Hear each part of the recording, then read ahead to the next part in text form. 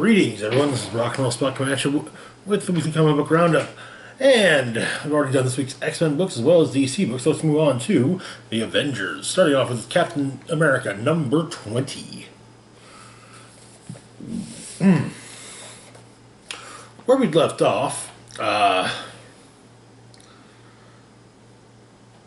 Cap learned just how it is that Peggy Carter, his World War II love, is alive and actually younger than her niece Sharon Carter, and now somehow younger than her niece Sharon Carter. He also learned the history of the Daughters of Liberty, and that they are apparently connected to the Daughters of Liberty are actually connected to some pretty bad people. But it's something that, by which I mean that yes, there are some bad people connected to their past who are no longer with the group. In fact, however, it is some of their current enemies that are connected, namely Alexandra Lucan and Selene Gallo. Also, it was learned that a piece of Sharon Carter's soul was taken when she was briefly kidnapped. And so, the issue begins in Adamsville, Ohio. Two men are coming out of a church.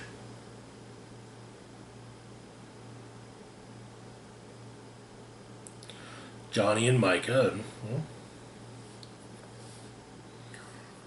Johnny suggests maybe Micah would like to go grab a beer after a consult that day. However, Micah's been pulled into the back to speak with the vicar, Vicar Gallo, who informs him that he needs to bring in more people, and so he's trying, and and he talked about the hardships he's been on. He's a recovered junkie, and everyone's turning their back on him: his father, his daughter, society, and he doesn't want this place to throw him away too. And so Vicar Gallo, or Selene, drains the life essence out of him, telling him that she is nothing like the others.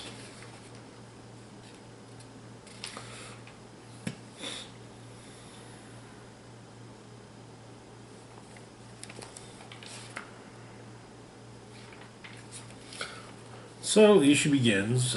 We move on. Sam, Steve, Tony, and Sharon are watching a news report talking about Adamsville.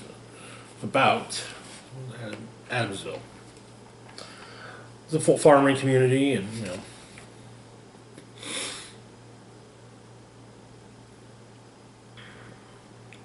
and apparently someone in the gospel of manhood is being pushed in the town, mainly by Dr. Selene Gallo, who is the head of the Presidential Commission on Faith-Based Initiatives.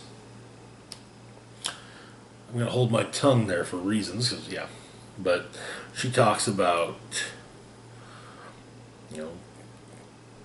how the president knows you need to have a healthy country. You need both healthy women and men, and what's happened to our boys is a shame. Churches shuttered, jobs gone, anxiety in the home, deaths of despair. And so it turns out that Bucky's already embedded at Adamsville, and soon Sam and Steve will be joining him. However, Sharon will be off the field. Will not be in the field because, well, it could be dangerous.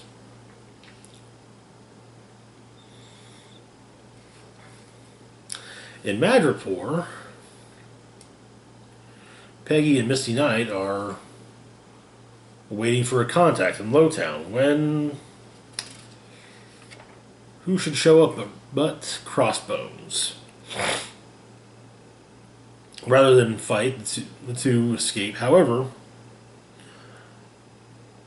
a Crossbones tosses a bola at which manages to catch Misty's feet, and sends a shock through her body, though Peggy is able to rescue Misty, and then get away with, by using using a flashbang. And they run into their contact, Black Widow.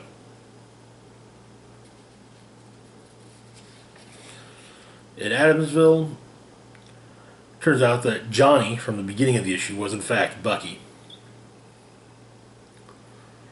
And Steve, Sam, and Bucky are working on a farm, utilizing image inducers, and also planning their next move. Steve, however, is also reminded of another small town that seemed to be hungry for something old, something lost. The town from earlier in the series turned out to be nothing but a cover for manufactured nukes. However, they realized that, yeah, well, Bucky basically explains it from what he can tell, and tells all the markings of what the Wall Street types call multi-level marketing. So it's a pyramid scheme. And you keep on bringing people in, you get to stay. You don't meet quota, you disappear, you get disappeared.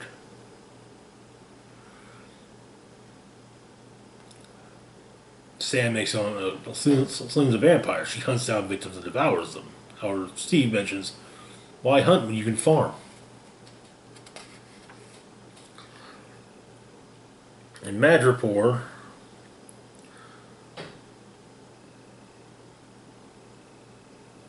it's brought up that, yeah, the fact that Crossbones and Sin are both involved with the Power Elite should not be a surprise to anyone. However, there's another source of information that Widow is taking Peggy and Misty to. Someone who's actually been looking at the Power Elite a lot longer. General Thaddeus Thunderbolt Ross. Not as dead as we all thought. And that is where the issue ends. And to be fair, I kind of called that back when they said he had been assassinated earlier in the series. Alright, now moving on to Captain Marvel number 16. Legacy number 150. And it's the 150th. It is the 150th issue the 150th issue to be printed as part of an ongoing Captain Marvel, of one ongoing Captain Marvel series or another. Therefore, it's the 150th issue. Where we left off, Vox Supreme, who recently,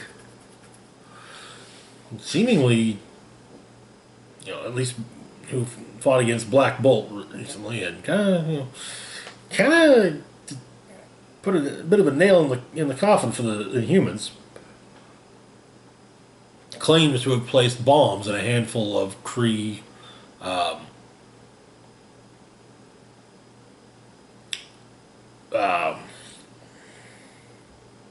refugees, has threatened Miss Marvel with blowing up the bomb, detonating the bombs that are in destroying refugee camps, unless she brings them a bunch of Avengers, which she seemingly has been doing after defeating each of them in combat.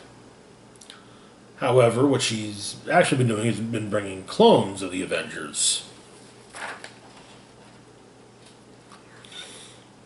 And keeping the actual Avengers hidden away in Singularity for safekeeping.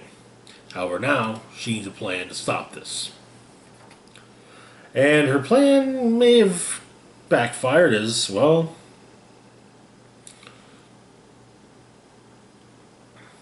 at the end of the last issue, Vox Supreme had captured Captain Marvel. So in Vox's base, she's strapped to a table, along with clones of a bunch of the other Avengers. She presses a small button in her hand, however, and manages to get the specialized suit she's wearing off and disrupt things for Vox Supreme a bit. So she grabs Cap's shield and throws it at him. We get a bit of a flashback explaining what happened. Tony, having created the weapon, explaining that you're probably at one shot with it only.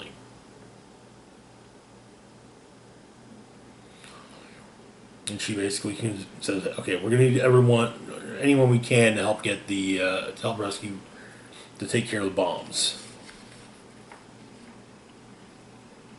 Tony's made a tracking device to find the bombs. The idea being, find the bombs, bring them to Singularity. Tony will defuse the bombs. Cut back to now, and yeah, Carol is just going all in against Vox.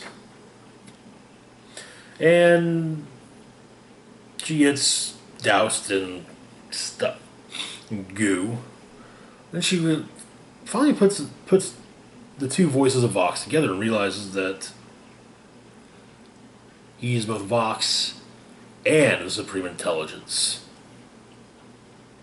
It turns out that whatever it was she's wearing, whatever goo got poured on her, basically makes her all of the Avengers at once suddenly.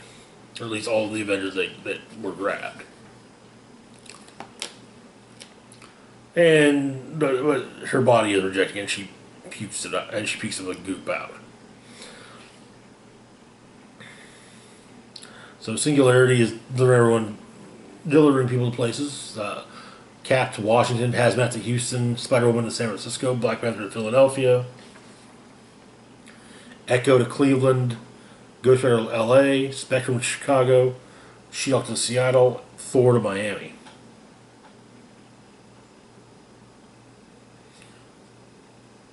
But Vox gives his big villain speech. Their big villain speech.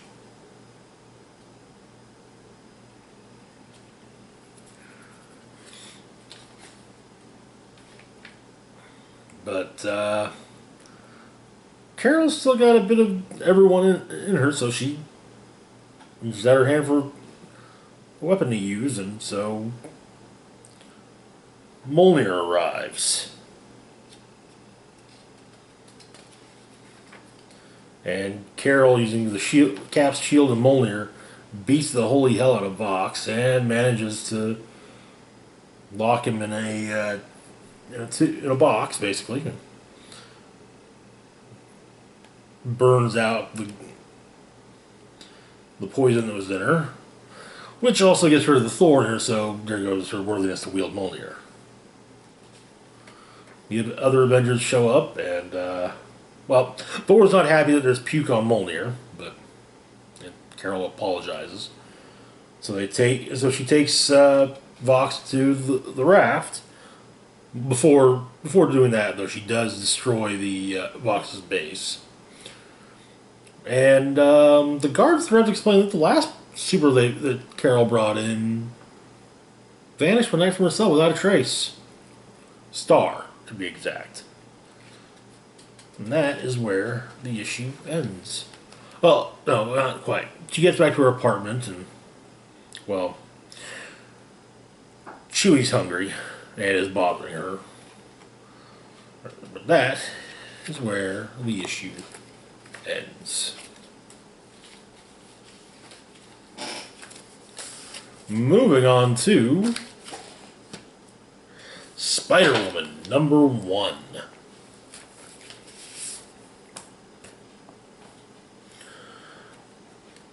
So, for those unaware, Spider-Woman is Jessica Drew. She was created by a Hydra.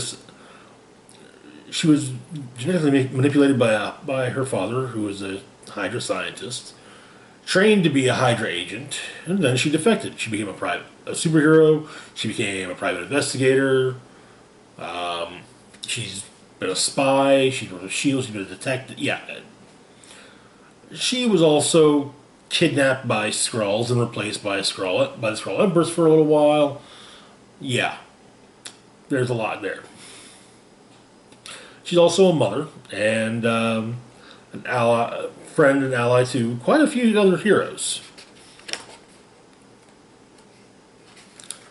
So the issue begins. She kind of gives a run down who she is, and she's fighting some dudes in sailor outfits.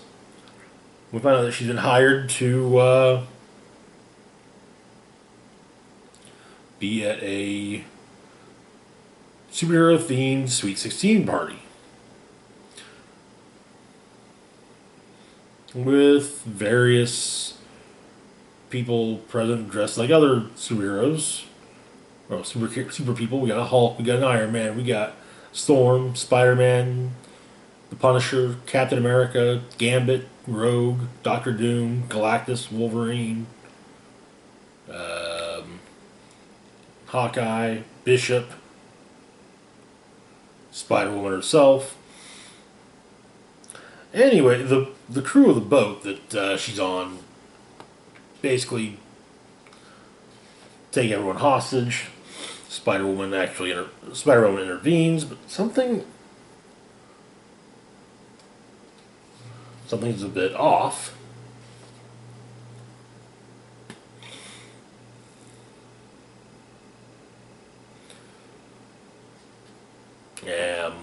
Also, the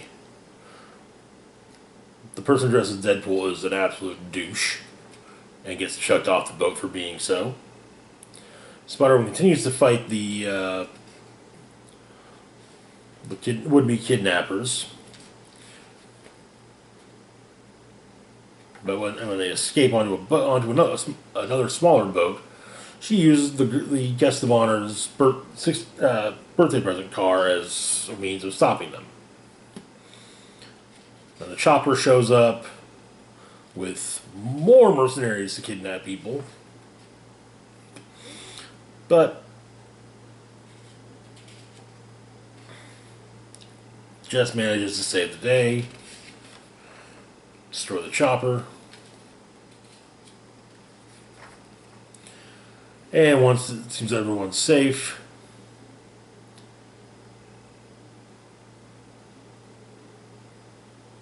Spider-Woman, pukes all over the deck. And it appears her puke is kind of corrosive. She's asked if she's a doctor, and she says, no. She needs a nurse. As night nurse will be in the next issue. So we've got a backup story set 2 weeks prior, beginning with Strike Force fighting off some Doom bots in Central Park. And it appears that Jessica's bank account's overdrawn, so she has to borrow $20 from someone. And the cab ride, she kind of realizes this is it. She just basically, however far she's from home, it's 17 and a quarter, so she gives the 20 to the driver and heads home.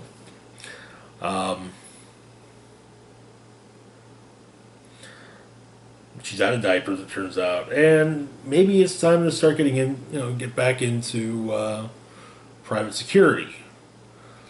Jessica doesn't like the idea because the firms are basically offering mercenary work, and to do that, she may as well just go back to Hydra.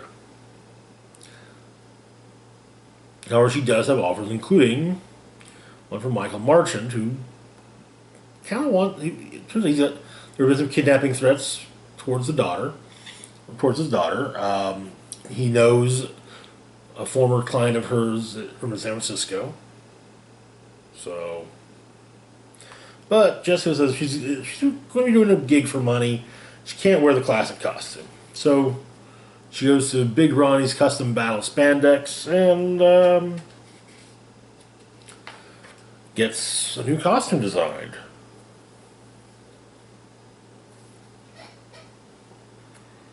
Which, to be fair, I'm actually kind of digging the new costume, though I wasn't too opposed to the last new costume she got. You guys a good solid look at that. Yeah, see, not a bad costume.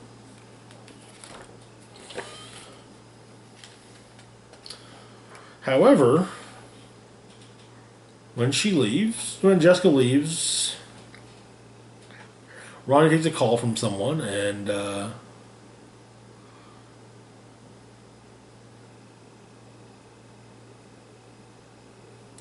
turns out the material has been specially designed by someone for Jessica. And whoever designed it made sure that it was Ronnie that was going to be making the costume. And that is where the issue ends.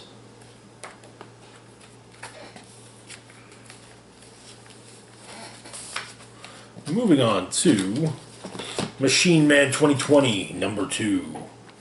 Where we left off, Machine Man, having abandoned his post as the backup plan for the Robot Revolution's raid on a Banetronics location that was going to be broadcasting obedience code. Well, Machine Man had to fight through X 1 through 50. And then he finally found Jocasta, but Jocasta revealed to him she'd moved on from him, found someone new. Who was that someone new, you wonder?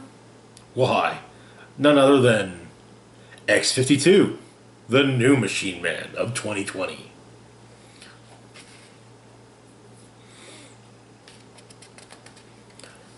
So, X-52 talks with Aaron, and yeah, Aaron doesn't like him at all. Machine Man does not like this new Machine Man. It does, of course, evolve into a fight.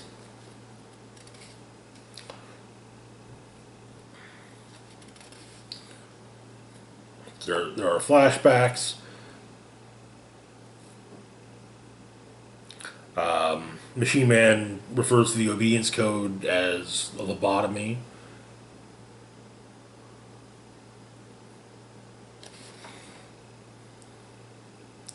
But he also explains, Sunset Bane used to call herself Madam Menace and sold weapons to criminals. I first met her when she stole my arm, after all.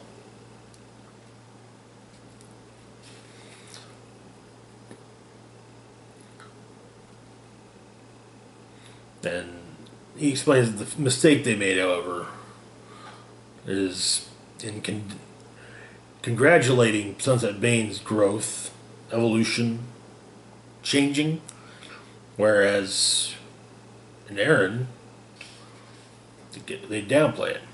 So he chainsaws off Jocasta's head, and then, however, actually, she does start tearing into him a bit, but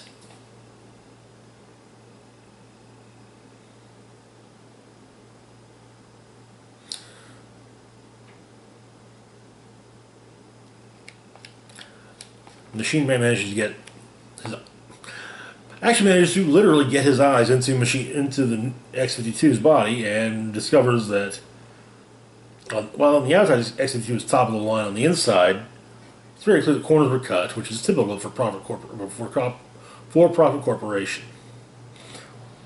Aaron, however, has improved himself over the years, whereas it looks like the new Machine Man is still working out the bugs. So he gets back his eyes, takes Jocasta's head, and leaves. However, there's a whole bunch of Banetronics security outside, and, well, he's not going to kill them. He's just going to tenderize their fleshy bits.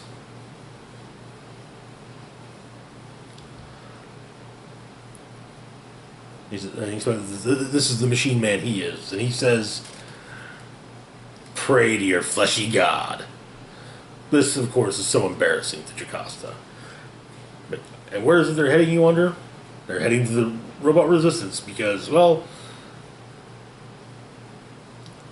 Machine Man's got a plan. That plan is to basically utilize the fact that Jocasta has the code in her head, and they can, they can basically go around it. In the backup story, The Leap, featuring the Midnight Wreckers, they basically they're trapped between two different armies. The Artificial Life Army and Banetronic's killer bots. A scientist from Baintron has betrayed Baintronics in order to join them. The fight actually goes fairly well.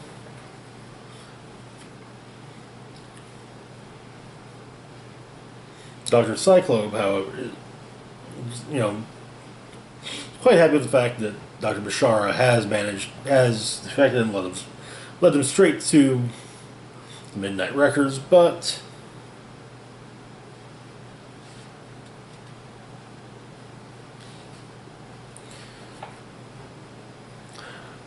Miss Hopgood, Dr. Bashara's former assistant, is not too happy with how things have gone.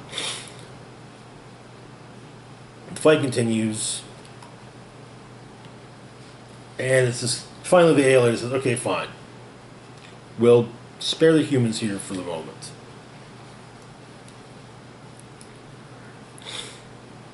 Bashara manages to take down the Baintronics ones, though.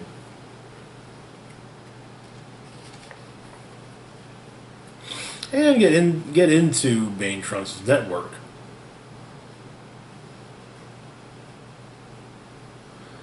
Doing some damage to Dr. Cyclope in the process.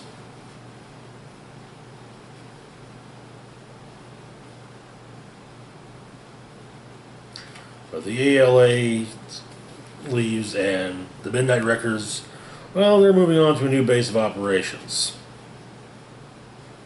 Seeing as how Baintronics knows where to find them. And that's where the issue ends.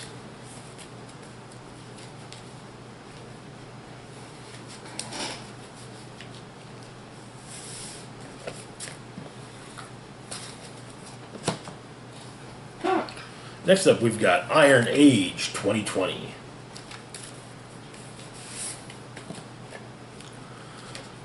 Now, Iron Age 2020 features 3 different tales. We've got Roads Taken, Robot of Conviction, and Curiosity. So, in Roads Taken, we start off on the 13th floor.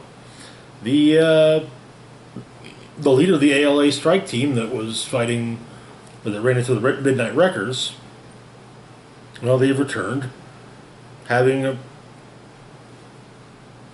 just met Gears Garvin and Peter Spaulding, 2 fleshlings who claim to know Machine Man. And so Machine Man puts a bounty on their heads.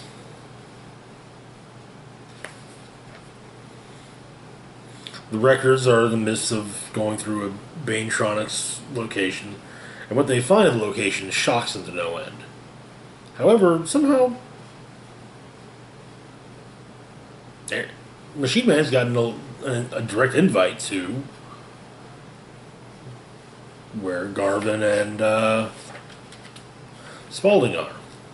So he takes his strike team with him and talks to the duo, accusing them of doing horrible things to the robots they're fixing. But they, of course, say, no, we're actually trying to fix these robots. And they talk, and eventually Machine Man sees things their way. Back at the Baintronics facility, what the records have found is basically a torture chamber for robots.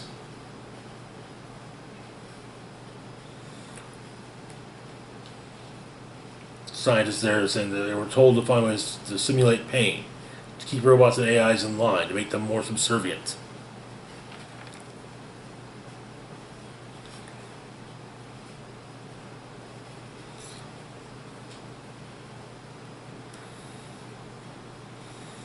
But a tentative truce is called between Machine Man and his former friends, and they claim they'll always be there for him.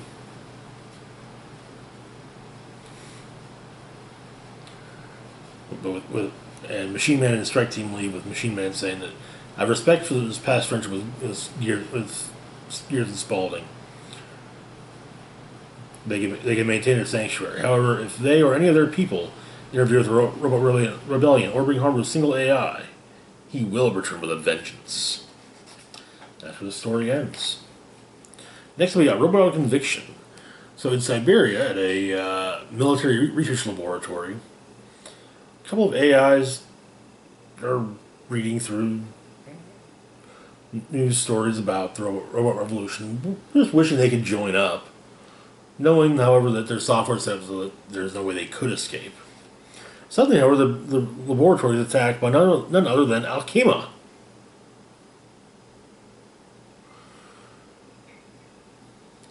The security droids immediately ask if she's part of the artificial life army. And she's like, no, I'm not with those wimps. Turns out, though, her plan is not to simply get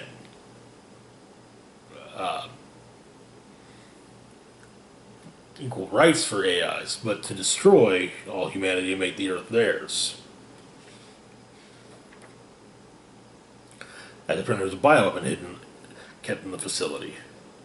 However, some of the security droids are not too keen on what she's doing, and they turn against her. Fight ensues, and the lab is destroyed, with the exception of Alkema, who now does not have the biological weapon she wanted. Finally, got Dr. Shapiro in Curiosity. So Dr. Shapiro, you may recall, was a scientist who was basically a cat. I mean, the basic idea is that it had an AI collar. The cat had an AI collar, and they kind of worked together to be, a brilliant scientist.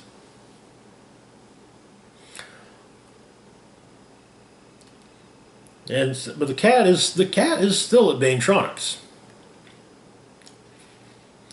But after tearing up a couch of Sunset Banes, she has the cat tossed out on the street. And the cat wanders around, and you see it page by page. And the cat came back the very next day.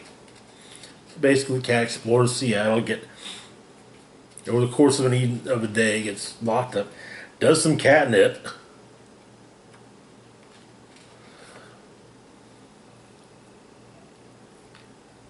ends up with a sweatshirt of a teddy bear, and ends up back at Banetronics, where Arno Stark lets him back on the elevator. And that's where it ends. Alright, moving on to Guardians of the Galaxy, number 3. Where we left off, Nova assembled a new lineup of the Guardians, consisting of the Moondragon and Phyla-Vell of a parallel dimension, who after the events of Infinity Wars are stuck in this dimension, the primary Marvel dimension. Rocket and Star-Lord and Novar, almost forgot about Novar, in an assault on, apparently, Olympus, because it seems the Greek gods are, some of them at least, have been reborn or are wreaking havoc in the galaxy. They found Hercules trapped on Olympus, so they freed him, and they had a bomb set that was going to basically put, be the nail in the coffin.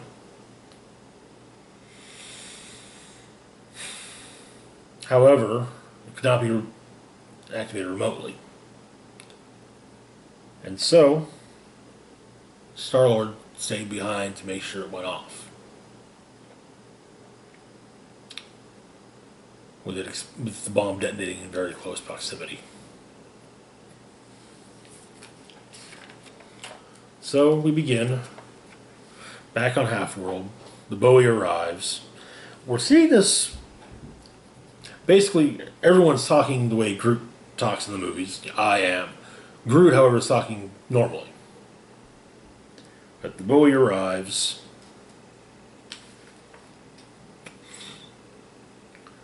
Gamora's not happy about the fact that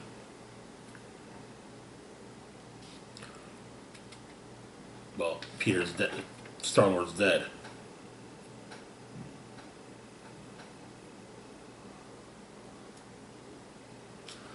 Then the Bowie leaves with everyone aboard. Next day, Drax is meditating in his quarters. Meditating on the fact that there's a Drax and there's an Arthur Douglas in the Soul Stone, so who is he? Moondragon comes to see him.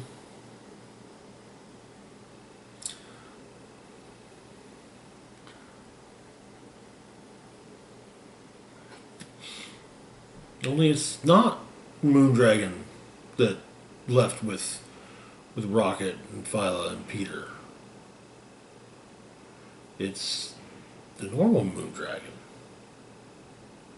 And she's kind of perturbed that, there's this other perfect version of her. Looks just like her, acts just like her. Married to a perfect version of your dead lost love. Yeah, but yeah.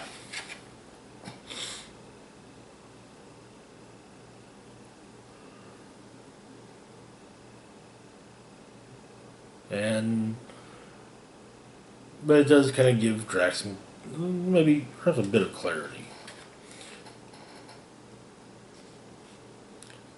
Gamora, however, trying to piece together just in her head to herself. Peter, while she lies in bed the day after that, she's obviously sad. She's extremely sad by the fact that her lover is gone. And the head of the therapeutic facility that they're staying in basically told her that if Rocket's not staying with you guys anymore, unless one of you is in therapy instead, we kind of need the rooms.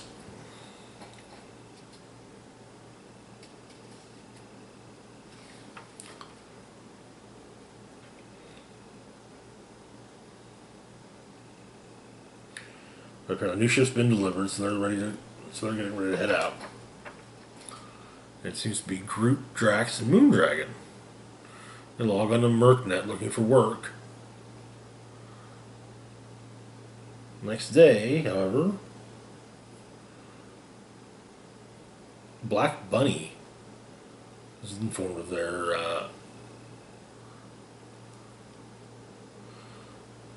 he was aware of the fact that the Guardians are broadcasting looking for work.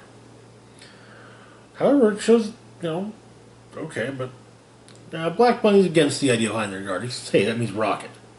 But his companion, the Prince, explains, hey, Rocket's not listed as being part of the roster. So, Black Bunny calls back their would-be employer, Castor Knobbark II, says, hey, we're in. What's the job? Apparently the job is to kill Rocket Raccoon. And that's where the issue ends. With something very strange going on. As always, feel free to like, share, and subscribe. Links to my Facebook, Twitter, Patreon, and PayPal can be found in the description box down below. This is Rock and Roll Spock signing off, saying, live long and rock hard.